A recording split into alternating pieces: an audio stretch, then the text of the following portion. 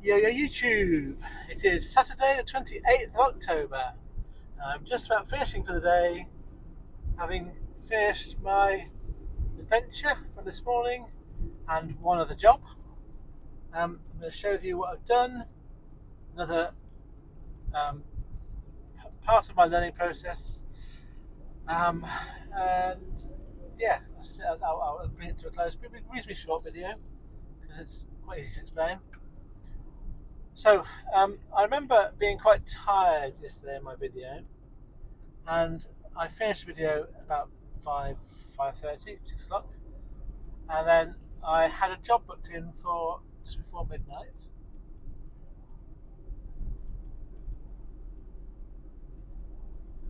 And what I did was to get the back of my van, get the camper bed out, my sleeping bag out, and just laid down. And I don't remember sleeping much, but I think I did sleep for a bit. I set my alarm for 11:15. Oh yes, actually no.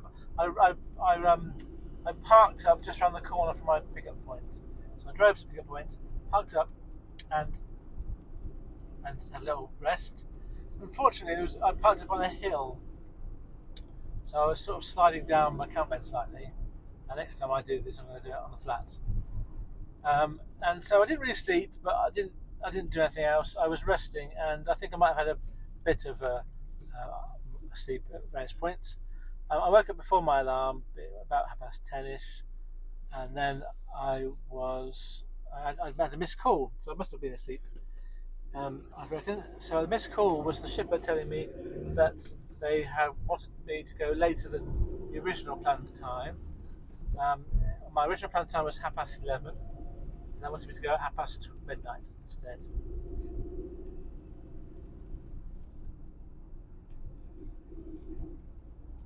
So I sort of gradually put my stuff away and got ready, and I made my way to the building at 11:45. Just wanted to make sure I knew where I was going. Went to the front of the building, and it looked all locked up. I did ring um, a bell, but nobody came. And so I walked around the back of the building, and then I realised that there was work going on at the back of the building. And there's lots of music going on, so there was someone there. So I went back to the front and got my van and drove around to the loading area. And as I pulled in, a guy came out of the door at the back and said that they were going to be about 15 minutes before they were ready. So I very cheerfully said that's fine, and I got back on the van. And they said they'd bring it out to me, which I thought was really helpful. At this point, I didn't know what I was taking. It's something to do with printing. I thought it might be boxes of printed materials, but anyway, I didn't know. So I waited, and actually they were ready at midnight. So rather than 12:30, I was ready at 12. And um, the guys put the stuff on. There's some boxes, and I was basically loaded by about 12:05. It was really quite easy. The job that required a small van, and I had 3 stops, so I had enough space to put each of the 3 stops separately in my van. So I had 1 stop at the back of my van and 2 stops at the side of my van. So at this point, I was thinking. Oh, also, sorry, I forgot to mention, when at this point, about 12 o'clock, I was quite awake, quite alert. It felt like it was the morning. I didn't feel any tiredness really, and it felt quite invigorating. It was quite nice weather. It wasn't too cold. Obviously, it was very dark, but it was a crisp night. The guys were friendly. I was in a good mood. It was all kind of very pleasant. Very nice memory I have of that pickup. And they had music on in their workshop, and we were I got to. I had to create my own POD, which I was led to believe I wouldn't have to do when I was running the shipper, but that wasn't an issue. I did that myself. And then I was off. My first drop off was Gainsborough, and it was a really easy drive. The best thing I noticed about this job was because I was leaving at midnight. Once you got out of the town, there was absolutely no traffic on the roads whatsoever. So there's no issues with congestion. So it was in the region of an hour and a half to get to Gainsborough. I wasn't sure, um, what it was going to be like when I was going to get there. Would there be someone there? Where I was going to go? So it was always just a bit of anxiety when you get to somewhere for the first time. Um, I the first stop I went to. I found it by. So also the other technique I did, because it was dark and I couldn't necessarily see the signs of the place I was going to very easily. I did, when I got to the industrial estate, changed on my Google Maps to the name of the location I was going to, and that gave me a more precise location. And once I got to the end, once I got to that point, I could have a look around me and see where I was going. The only difficulty with the first place was there had two sites, and it was dark. I was trying to find out where's the goods in, but I got there with about a couple of minutes looking around, and then got offloaded, and must say the guy I offloaded to was really friendly. Again, that's quite a common theme from this one. Um, so he signed my pod, took a photo of the items where they were, and then I was on my way. Next stop was in Louth. Again, it was a really nice drive. Roughly an hour and a half. I can't remember exactly to get there. And then at this site, the gate was open. I just drove straight in, but it was quite a big site. And eventually, I asked someone where I went to where I thought the goods in was, and I asked the forky who was there, and he directed me to the right place. And then I got to that right place, asked someone else. They seemed to know what was going on. The forky at the first point said he'd ring the duty manager to let him know I was here. So I was, again, very helpful. I got parked to the right place, got unloaded. As I was unloading, the guy came out to sign my pod, and I took a photo of the items. And he pointed out to me that on the label there was actually a phone number, and I meant to have rung the number. So now I've done this job, if I ever do it again, I know there's a number to call on the actual label. So it's all part of the learning process. And he said to me that you should ring the number when you arrive, and then somebody would let him know. I left, and also I now know if I do it again where to go. So same idea, put Google Maps, name of the company, and it took me there. And then the next one, I wasn't quite sure. I was going to Norwich. I wasn't quite sure how long it was going to take. It was about 2.5 hours. And this was kind of the bit that made it a bit more like work.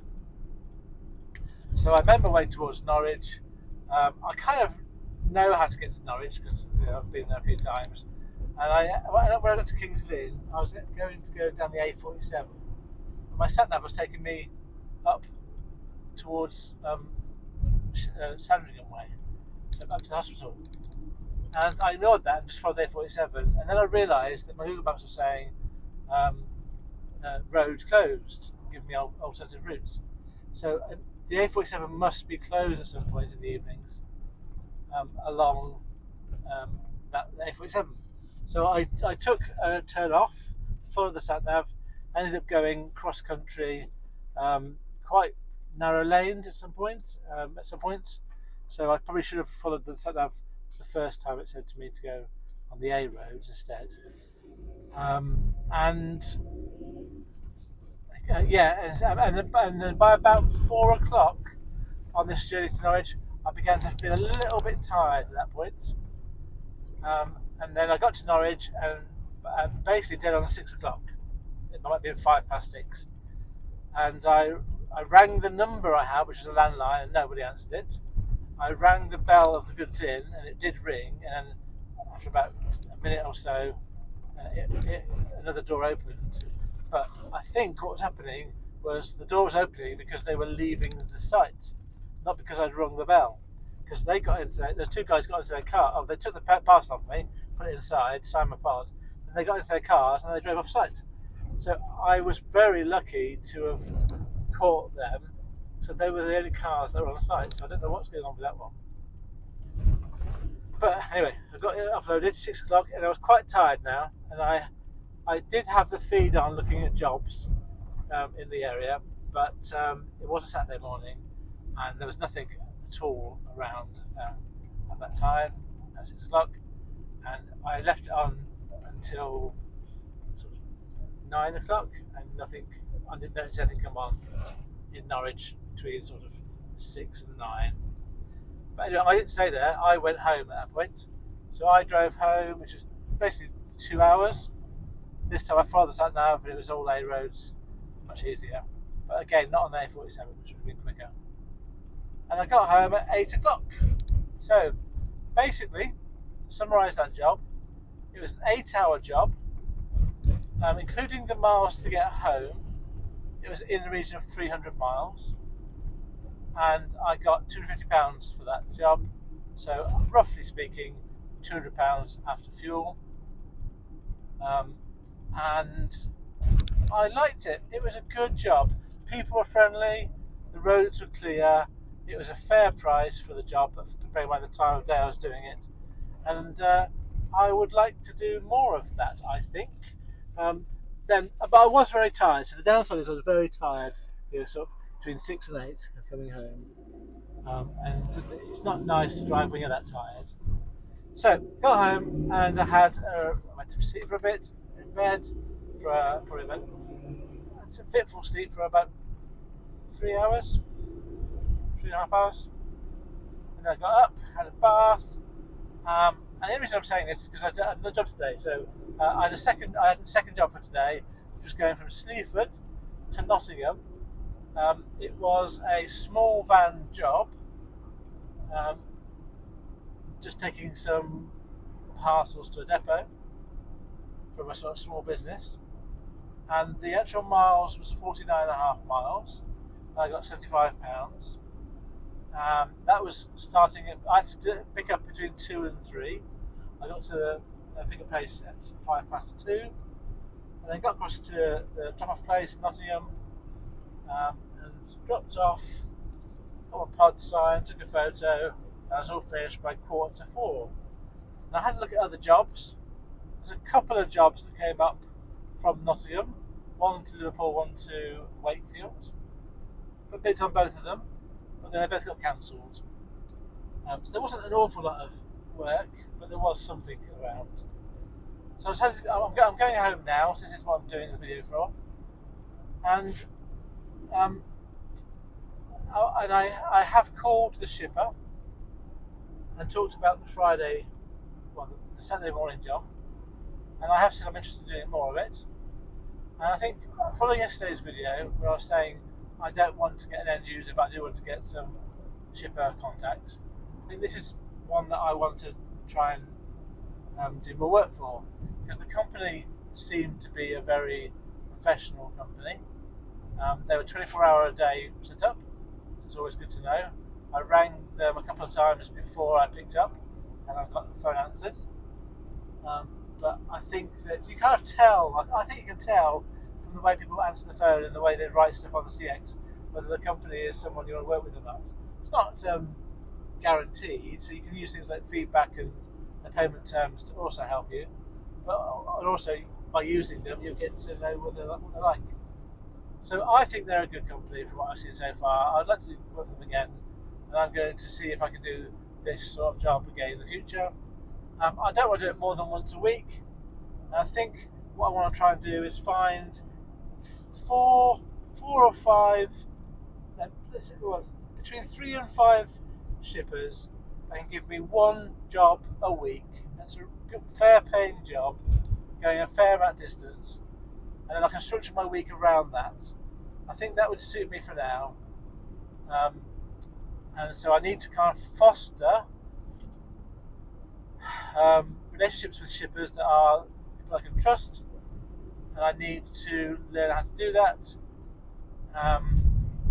And I think I'm going to give myself time to sort of have conversations, sort of find out who they are, send some emails out, and just sort of slowly, gently try and prove myself to professional, reliable, trustworthy shippers. So that is where I am. I'll give you my stats now. So I'll give you my daily stats for today and then for the week. So today, my hours worked, so I've not included the hours I was sleeping in my bed this morning. The hours I've worked today is going to be 12 hours. I will have done 434 miles in total by the time we get back home. I have filled it with fuel again. I did it last night before I did my job last night because I didn't have enough fuel to do the whole thing in one go.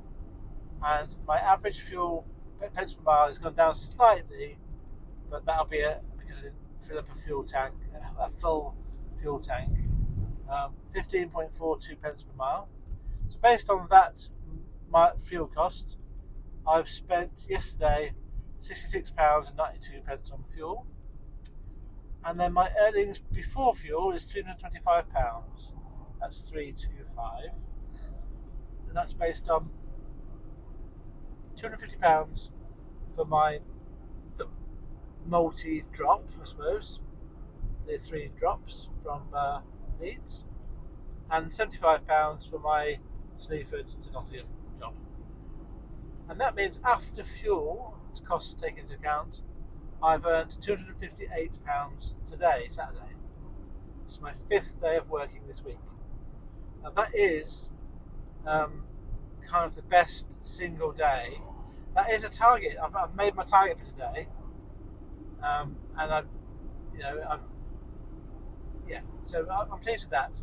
But it has been a reasonably poor week. If you remember, my first day of the week, which was Tuesday, I basically just went home after one job and didn't do anything else, and I made enough to cover my business expenses only. And the next 2 days were kind of feast and famine. I had no earnings on the first Wednesday, loads of earnings on the Thursday. And then Friday was a bit disappointing. I didn't get any extra work that I already put in. So it was kind of, I could have done with a couple of £50 jobs this week. That would have made a big difference.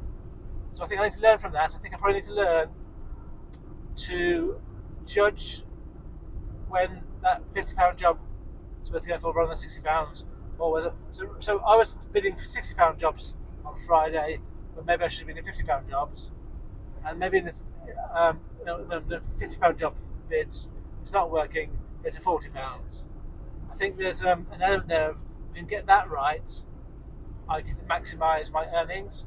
Not quite got that reactivity quite right yet, but I am learning still, and I am learning the areas, and I am learning what shippers are going to work for. So my weekly stats summary is as follows. I've worked 5 days this week, so that's not Monday because my van was being cleaned and I was having other appointments. So Tuesday to Saturday, I've driven 1,831 miles, 1831. I've worked for 54 hours this week in total.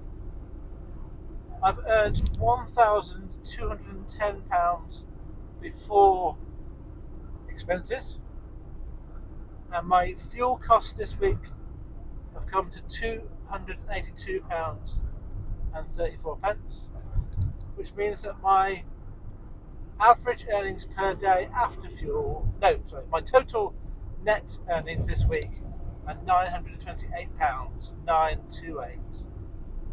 My earned pence per mile is quite poor. It's 50.66. So that is the worst it's been again since the end of April. Sorry. It's the worst for the last month. I had 50.09 4 weeks ago. So it's pretty much, that's the last time I had a worse one. Therefore, my average earnings after fuel per day is £185.53. So that's quite a lot below my target. So that is disappointing. And finally, my average hourly earnings this week, taking into account an estimated £80 per day for my business costs is £9.77 per hour this week, which is not great. Not great. It's not great, but again, I keep saying this. I don't really use that figure at all. The figure I'm always focusing on is my average amount earned per day after fuel. That's the only figure that matters to me. Okay. I want to say today what I'm grateful for. So, I'm grateful for. Before I give you that answer, I want to give you the context.